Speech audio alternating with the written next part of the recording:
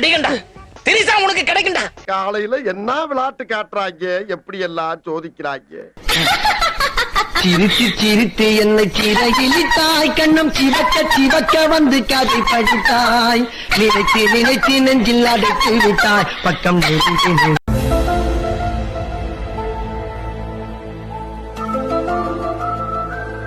என்ன லுக்கு, அப்படியே கண்ணை புடிங்க தின்னு முடியும். முகரே பாரு முகரே.